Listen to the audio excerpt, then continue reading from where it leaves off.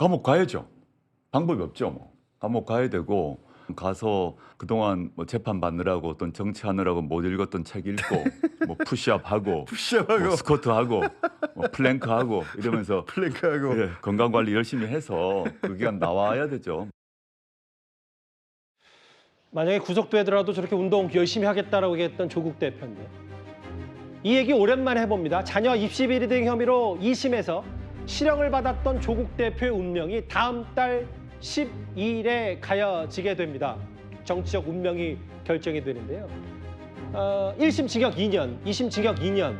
일단 박상수 대변인님, 만약에 원심이 확정되면 조국 대표에게 어떤 변화가 있는지부터 먼저 설명을 해주시겠어요?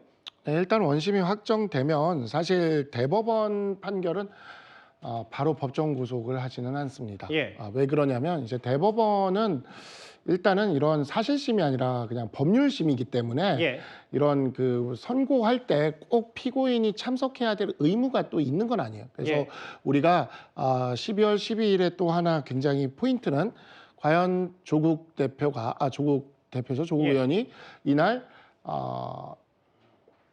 대법원에 출석할지를 예. 보셔야 됩니다. 안 올 수도 있어요. 안 올 수도 있습니다. 유죄가 확실한 것 같고 그러면 예. 굳이 가서 들을 필요가 없는 거거든요. 예. 그래서 만약에 이제 유죄 확정 판결이 나면 이제 며칠 뒤에 신변 정리 가지고 예. 며칠 뒤에 대법원 확정 판결이기 때문에 교도소로 가게 됩니다. 이게 이재명 대표 같은 경우에 만약에 1심에서 이렇게 해서 법정 구속이 된다 하더라도 구치소를 가게 되는 거죠. 왜냐하면 미결수기 때문에 예. 미결수가 될 가능성이 높기 때문에 구치소가 되는 거죠. 왜냐하면 항소를 하면 미결수니까. 예. 근데 조국 대표 같은 경우에는 기결수가 돼버립니다. 기결수가 되면 예. 교도소로 갑니다. 예. 그래서 이제 신변 정리할 시간을 가지고 그다음에 이제 교도소로 가게 되는 거죠. 그리고 형량을 살게 될 것이고 그 과정에서 금고 이상의 형이 선고된 것이기 때문에 예. 당연히 국회의원 자격도 박탈이 되고요. 다음에 피선거권이 5년간 제한이 됩니다. 5년 동안 뭐 대선이든 뭐든 나갈 수가 없다는 네, 거죠? 그렇게 되는 거죠. 그래서 이러한 것들이 이제 일어나는데 이제 국민들이 이제 저기 얘기를 하듯이 뭐 대법원에서 바로 구속되는 거 아니냐? 그러진 않아요. 네, 근데 그래서 저는 12월 12일 날 과연 조국 대표가 대법원 선고를 들으러 알겠습니다. 갈지 안 갈지 그게 좀 재밌는 포인트라고 생각합니다. 이게 무려 5년 만입니다. 검찰이 이 입시 비리 대 혐의로 재판에 넘긴 지. 아들 입시 비리 의혹 유죄, 딸 입시 비리 의혹 유죄, 딸 장학금 유죄, 유재수 전 부시장 감찰 무마 사건 유죄, 사모펀드 의혹과 증거조작 은밀거래는 무죄인데 서장훈 변호사님, 물론 뭐 조국 대표가 대법원에 나올 가능성이 매 높다고 보고 이런 거잖아요. 그러니까 아까 조국 대표가 실제로 김어준 씨와의 인터뷰를 통해서 본인도 원심이 유지돼서 구속될 가능성이 뭐 피선거권이나 뭐 의원직 박탈은 물론이고 구속될 가능성 본인 스스로 조국 대표 스스로도 많이 염두에 두고 있는 겁니까? 지금 이제 그 파기환송되려면요 전원합의체로 가야 됩니다. 예. 그래야 이게 파기되지.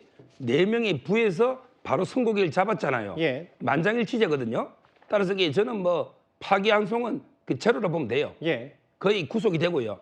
그 효과를 좀 정확하게 더 설명드리면 일단 이제 2년이 실형이잖아요. 2년 살고 예. 추가로 5년 동안 그러니까 7년 동안 이제 출마를 못하는 요게 있고요. 예. 그다음에 대법원에서 주심 대법관이 엄상필 대법관이 상고를 기각합니다. 요 순간에 배지가 탁 떨어집니다. 예. 그 순간에 판결문이 뭐 송다리고 뭐고 필요 없고 그러니까 뭐 시체말로 배지가 떨어지는 거지 의원직이 상실된다. 예. 예. 선고 즉시 의원직 상실되고 예. 그다음에 바로 교도소는 안 가고요. 예. 서울구치소로 일단 이게 한 3, 4일 뒤에 서울구치소로 가요. 예. 좀 대기하다가 1월 10일 날 분류 심사를 합니다. 예. 그래서 이제 그 어느 교도소로 보낼 거냐. 1, 2, 3, 4등급에 따라서 뭐 영월교도소, 충주교도소 이게 한 달에 2번 하는 수도권은. 예. 근데 아마 조국 대표가 12월 12일에 들어가면 1월 10일쯤에 아마 분류를 한다. 예. 이렇게 이제 취재를 했어요. 따라서 이제 그 서울구치소에 들어가셨다가 한 2달 정도 있다가 내년에 2월 달쯤에 교도소로 아마 정해질 거예요. 뭐 근데 운동을 저래 할 환경이 안 될 겁니다.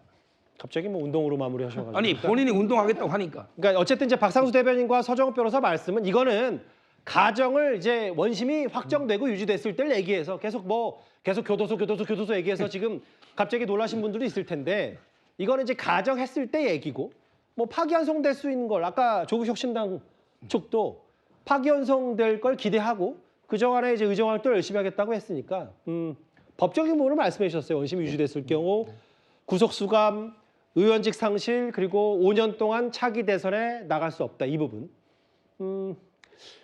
이제 박성미 비서관님, 조국혁신당 아까 잠깐 입장도 자막으로 나갔습니다만 대법원에서 이제 다시 되돌려오는 파기환송 얘기도 했는데 법적인 부분 말고 정치적 부분을 보면 조국혁신당에서 조국 대표는 그 자체이기 때문에 만약에 조국 대표가 정말 만에 하나 구속될 경우 조국혁신당의 정치적 미래에 대해서 많은 얘기들이 벌써부터 나오거든요. 뭐 일단은 말씀해주신 대로 이게 조국혁신당 자체만 보더라도 이제 조국 대표가 구심점인 상태이잖아요. 그런데 이 상황에서 만약에 이제 의원직도 상실되고 정치적인 미래를 꿈꿀 수 없는 상황이 되면 이 조국혁신당의 미래가 불투명한 거 아니냐라는 질문을 저도 많이 받았습니다. 근데 저는 좀 생각이 다른 게 예. 일단 이 조국혁신당에 모인 정치적인 에너지는 분명히 존재하는 거거든요. 근데 이게 조국 대표라는 한 사람이 부재해진다고 해서 이 에너지가 즉시 흩어질 에너지냐, 저는 여기에 대해서는 좀 달리 봐야 된다고 생각합니다.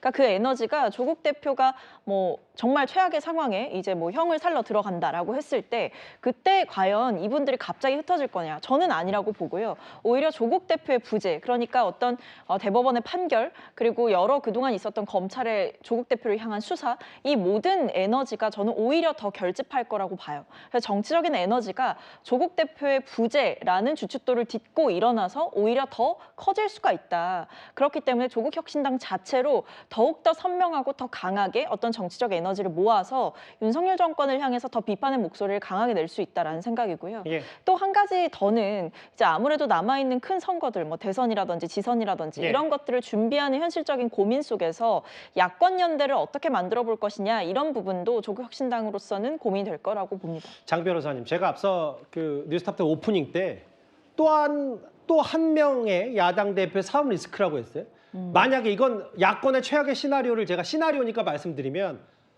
다음 주 월요일에 있을 이재명 대표 유진교사 1심에서 또 징역형이 나오고, 그래서 사법 리스크 굴레 이재명 대표 옥죄고, 만약에 실제로 진짜 원심 확정돼서 조국 대표가 구속이 된다. 제1야당 네. 그리고 제3당인 조국혁신당까지도 이렇게 되면 정치적 토양이 어떻게 되는 겁니까? 글쎄요, 일단은 앵커께서 말씀 주신 것처럼 시나리오일 뿐이고, 일단 그 유죄가 나올지 말지는 사실 다음 주가 돼봐야 알기 때문에 뭐 가정을 전제로 한 이야기인 것은 분명합니다.